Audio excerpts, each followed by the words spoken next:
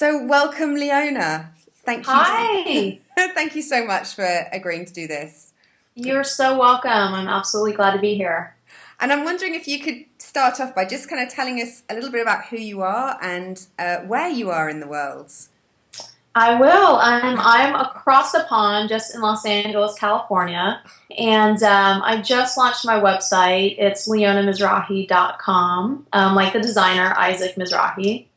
So that's leonamizrahi.com, and I'm into spiritual mentorship, just guiding people back into kind of what they already know, which is self-love, self-worth, and really grounding into that. And I truly believe that everybody has that in them, but along the way, our experiences and people we meet derail us from that space that we're already born with this inherent love. And I want to guide people back into that space. Wow. So how did you get to this place of realizing like this is what you're about and what your purpose is? I feel like I was like seriously born with a spiritual winning lottery ticket because I've always felt like my creator has always had my back. Like literally there's always been this like voice inside of me that even though my external circumstances weren't the best, there was always something burning inside of me that said, you know, things can be different. It's okay. Take the leap. And it was like I could trust myself, and I knew that even though I wasn't sure what was on the other side, I would be okay somehow. And it was a matter of just having complete faith and complete trust.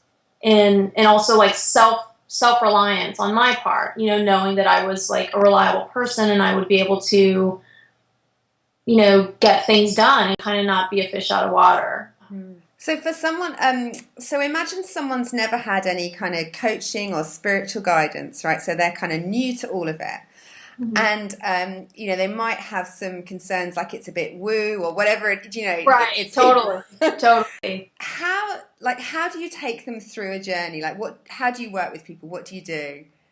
Well, I'll say that the way that I approach my clients and the offerings that I have are very like not woo woo. It's not like double-sided rainbows and unicorns. It's and like while that's all great for, you know, some people that like that audience, I just, you know, feed my information very like straightforward, but in a very loving way. So, you know, if somebody is new to spirituality or they're at a space and time where they're curious about it, it's like that's the knock on your soul that you need to further investigate. You know, the very fact that you're questioning it, the very fact that you're intrigued by it or you're curious means that you're already there in that mindset. Your consciousness is like awakened. And so in that mindset of curiosity is when you keep going, you keep asking the questions, and your intuition will give you your own answers as you continue to ask and as you trust and have faith. Because I think for a lot of people there's that internal struggle with, oh, that's not real, or that's not going to make me money, or well, that will never make me happy, you know. And it's that you're like having this inner struggle, and you know that's what the ego wants you to do. The ego wants you to, you know, keep working the 9 to 5 so you could have that fancy car and that house and pay the bills and, you know, all of that to keep you sort of busy and sidetracked from really aligning with what it is that you desire. And it's different for all of us. It's different and unique for all of us. And so you help people discover that kind of, you know, alignment, that sense of rightness within themselves. Yeah. I mean, and I think for my clientele, they definitely are on a spiritual path. I'd have to say that nobody new has come to me yet while I'm all open for it. But, you know, I think that for my personal journey, I was, in the self-help aisle book. I'm so sorry. I was always, reading the self-help books in the aisles. I was there. I was on the personal retreats. I was in yoga class. And I was living this life of consciousness and mindfulness, but I still had these hang-ups. And so even though I believed a certain way to live, I wasn't actually acting it.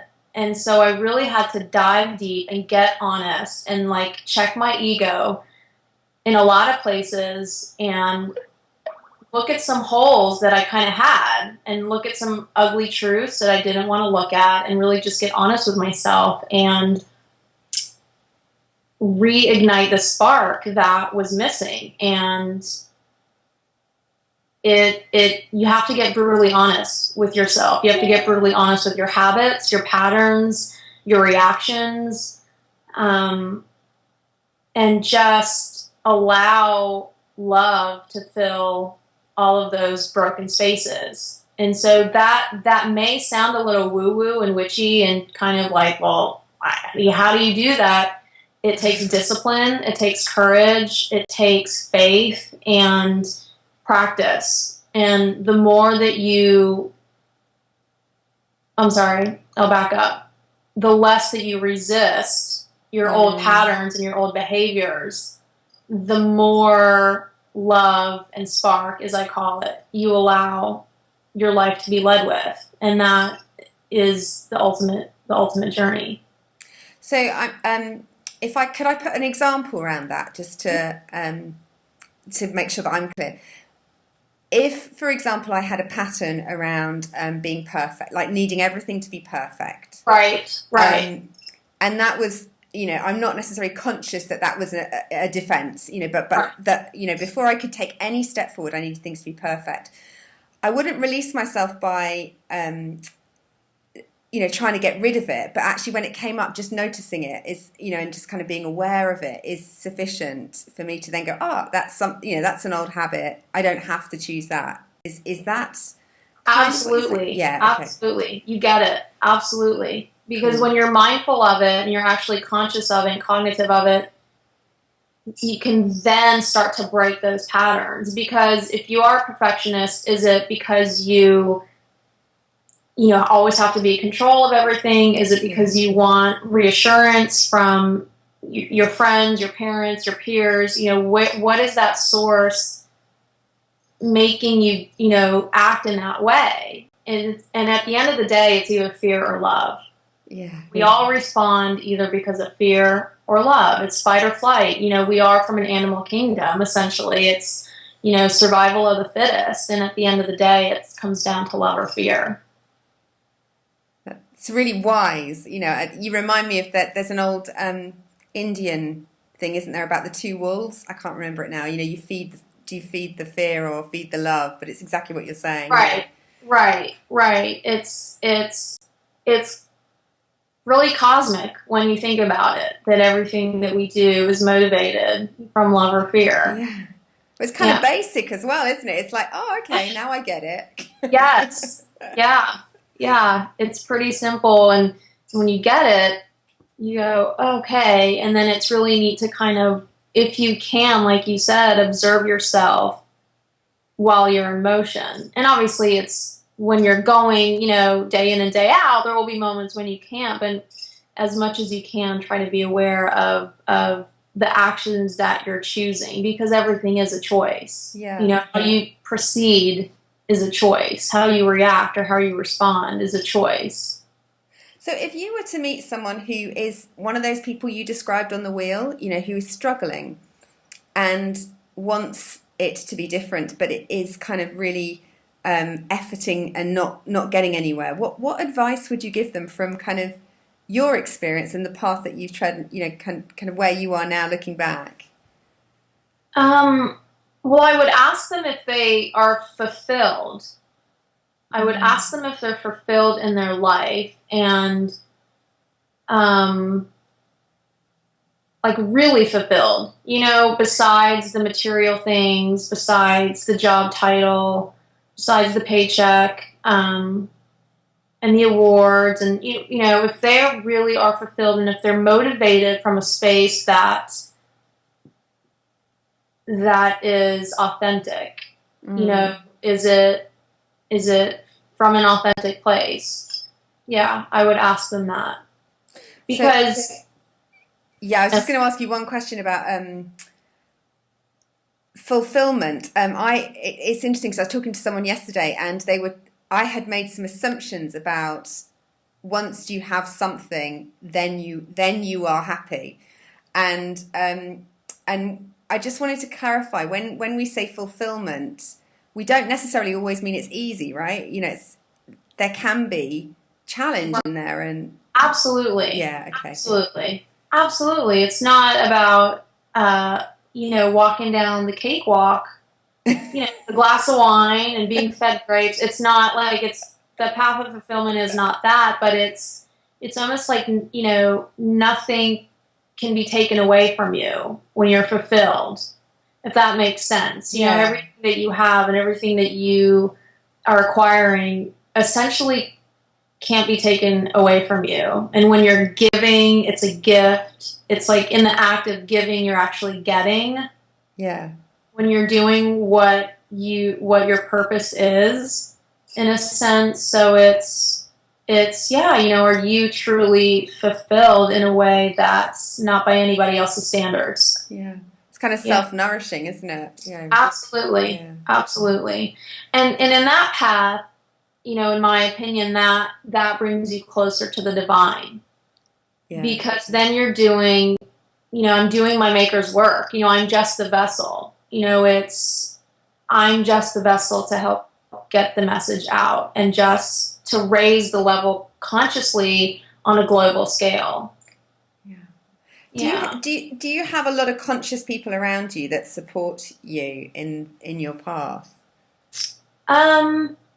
It's interesting that you ask that because my husband is not into the spiritual world like I am. He's very while he believes in God and he has a faith of his own, you know, we have different thoughts. And so what it's led me to believe is that I have to continue to just believe, you know, and in my relationship with my maker is my relationship, and nobody can interfere with that or poke holes in it. And so essentially it'll go with me wherever I go, regardless of what's supporting around me. And and I also grew up in a spiritual household. My parents are both very spiritual, and I believe that, you know, helps a lot with my belief system.